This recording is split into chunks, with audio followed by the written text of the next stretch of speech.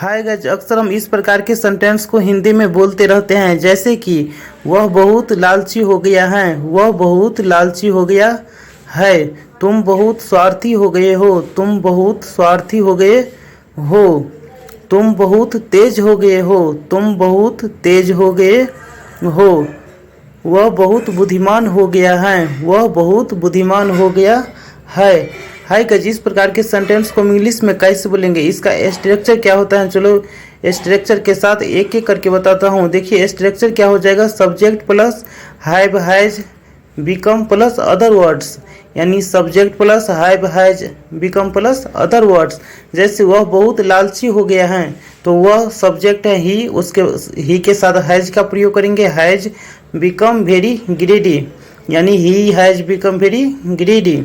अगला देखिए, तुम बहुत स्वार्थी हो गए हो, तुम बहुत स्वार्थी हो गए हो, तो तुम सब्जेक्ट है, यू लिखेंगे, यू के साथ हैव का प्रयोग होता है, हैव, उसके बाद बिकम, उसके बाद वेरी सेल्फिश, यानी तुम बहुत स्वार्थी हो गए हो, यू हैव वेरी सेल्फिश।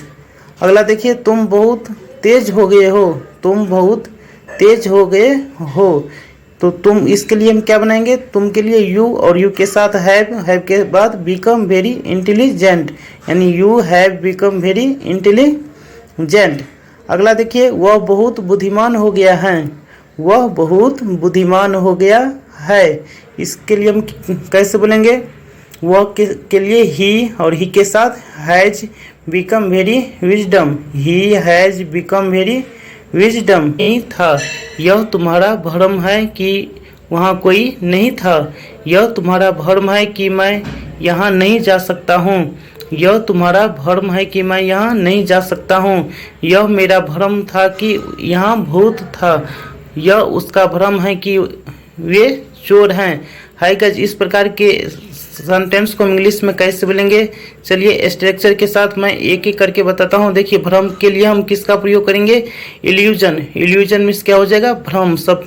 और स्ट्रक्चर क्या हो गया, it's my your his her their noun के बाद इल्यूजन, उसके बाद दैट का प्रयोग करेंगे, उसके बाद सेंटेंस, यानी यह तुम्हारा भ्रम है कि वहाँ कोई नहीं था, तो यह तुम्हारा भ्रम है, तो स्ट्रक्चर क्या हो गया, इट्स माय योर हीज, जैसे देखिए यह तुम्हारा भ्रम है, इसके लिए कैसे बनाएंगे, it's your illusion, it's your illusion that there was no one there, it's your illusion that there was no one there, यह उसका भ्रम है, यह उसका भ्रम है कि मैं यहाँ नहीं जा सकता हूँ, यह उसका भ्रम है, इसके लिए कैसे बनाएंगे, it's his illusion, it's his illusion that I can't go there, that I can't go there, it's his illusion that.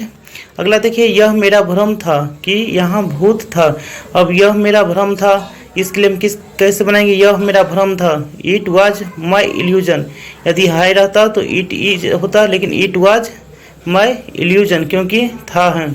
उसके बाद दैट का प्रयोग करेंगे, देयर वाज घोस्ट देयर। अगला देखिए, यह उसका भ्रम है कि वे चोर हैं, यह उसका भ्रम है कि वे चोर हैं, यह उसका भ्रम है के लिए किसका प्रयोग करेंगे, it's his illusion, it's his illusion that they are thieves.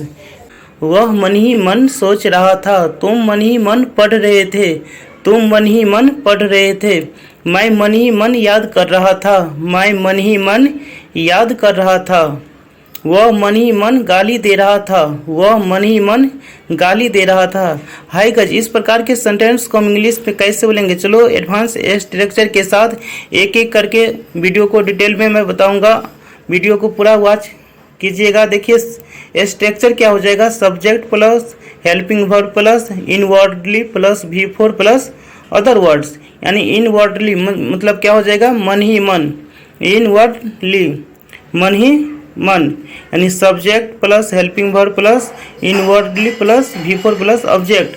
जैसे वह मन ही मन सोच रहा था, वह मन ही मन सोच रहा था, तो इंग्लिश में कैसे बोलेंगे इसको, he was inwardly thinking, he was inwardly thinking, यानी वह मन ही मन सोच रहा था, ही और वाज।